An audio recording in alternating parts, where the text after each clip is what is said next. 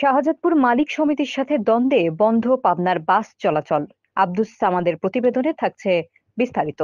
দফায় দফায় বৈঠক করার পরেও আসছে না কোনো সমাধান। এমন ভাবে চললে হয়তো ব্যবসা বন্ধ করে দিতে হবে বলে মনে করছেন পাবনার বাস মালিকরা। পাবনা শাহজাদপুর বাস মালিকদের দ্বন্দ্ব দীর্ঘদিনের। তুচ্ছ বিষয় নিয়ে দ্বন্দ্বের কারণে দিনের পর দিন বন্ধ থাকে বাস চলাচল। শাহজাদপুরের সাথে মাঝে মাঝে ঝামেলা লাগে এই লোকাল গাড়ি তা এতে আমাদের ঢাকা কোচের যাত্রীদের খুব দুর্ভোগ হয়।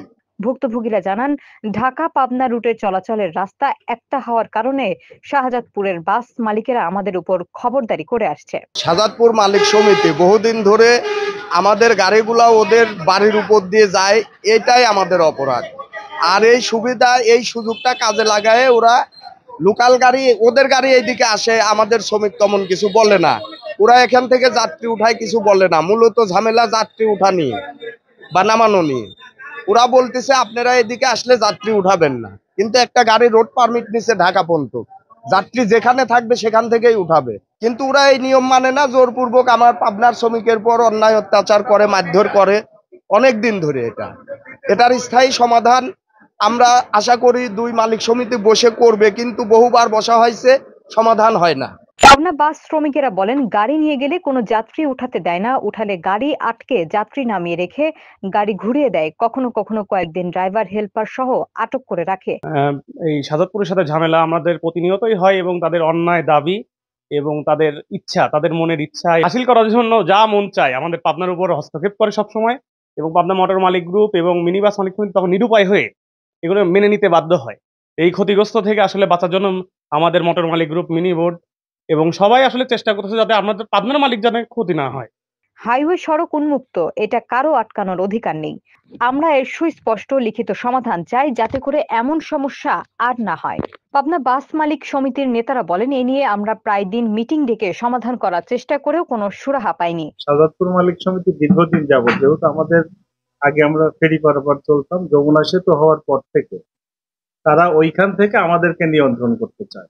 নিয়ন্ত্রণ দ্যাট মিনস আপনার ওরা এইখানে গাড়ি চালাবে যেরকম শাহজাদপুর ট্রাভেলস এখানে চলতেছে। শাহজাদপুরের মালিক আমাদের এইখান থেকে স্টার্টিং অনেক আগে থেকে ওরা ভাঙড়া চাটমোহর থেকে স্টার্টিং করে চালাইতো। ওদের পারমিশন ছিল 8টা গাড়ি ওরা চালাইতো ওদের ইচ্ছা মতো। আবার এখনো কোনো গাড়ি আমরা যদি পাঠাই, ওই গাড়িগুলা মানে ওদের ইচ্ছা মতো পাঠাইতে হবে, এই টাইমে আসা যাবে না, ওই টাইমে আসা যাবে না। আবার ঢাকা কোচ আমাদের যেগুলো নর্মাল গাড়ি, সেইগুলো আপনার ওদের বাগাবাড়ির থেকে তালগাছি পর্যন্ত কোনো যাত্রী তুলতে দেবে।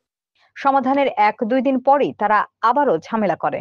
এর ফলে অনেক বড় আকারে ব্যবসায়িক ক্ষতির সম্মুখীন হতে হচ্ছে। তারা কিন্তু পাবনার বিভিন্ন পয়েন্টে চেন দিয়ে যাত্রী আনা নেওয়া করে। সেক্ষেত্রে পাবনা সমিতির সাথে কোনো আলোচনারও প্রয়োজন মনে করে না। বর্তমানে শাহজাদপুরের সঙ্গে পাবনার যে পরিবহন সেক্টরে যে বন্ধের যে অবস্থাটা বিরাজ করতেছে, আমরা পাবনা মোটর মালিক গ্রুপ, পাবনার যারা বাস, মিনি বাস মালিক সমিতি এবং শ্রমিক ইউনিয়ন যৌথভাবে আমরা গতকালকে সিদ্ধান্ত নিয়ে এই অবস্থায় এখন বর্তমানে উভয় গাড়ি ন্যাশনাল হাইওয়ে রোড বন্ধ আছে। তো আমরা মনে করি যে এই যে প্রতিবার যে এইভাবে ন্যাশনাল হাইওয়ে বন্ধ করে ওনারা, আমার সেক্রেটারি বলেছেন যে আমরা আসলে বিভিন্ন জায়গায় বিভিন্নভাবে আমরা প্রশাসনিকভাবে এসপি মহোদয়ের মাধ্যমে, ডিসি মহোদয়ের মাধ্যমে আমরা বসছি এর আগে। এটা শুধু মালিক শ্রমিক নয়, যাত্রীদেরও ভোগান্তি। আমরা প্রশাসনের হস্তক্ষেপের একটি স্থায়ী সমাধান চাই, যাতে করে আমাদের ব্যবসা তথা যাত্রীদের ভোগান্তি লাঘব হয়। তবে এ বিষয়ে শাহজাদপুর মালিক সমিতি এবং শ্রমিক সংগঠন কোনো মন্তব্য করতে রাজি হয়নি। সিরাজগঞ্জ বাস মালিক এবং শ্রমিক সংগঠনের সভাপতির সাথে বারবার যোগাযোগ করেও তাদের বক্তব্য পাওয়া যায়নি। পাবনা জেলা প্রশাসক মোহাম্মদ মফিজুল ইসলাম বলেন, বিষয়টি আমি জানতাম না, আপনাদের মাধ্যমে জানলাম। এটা সত্যি একটি বড় ধরনের ভোগান্তি এবং এর সাথে মানুষের রুটি রুজির বিষয় জড়িত। আমাকে লিখিতভাবে অভিযোগ দিলে সিরাজগঞ্জ জেলা প্রশাসকের সাথে আলোচনা করে সুষ্ঠু একটি সমাধান করব।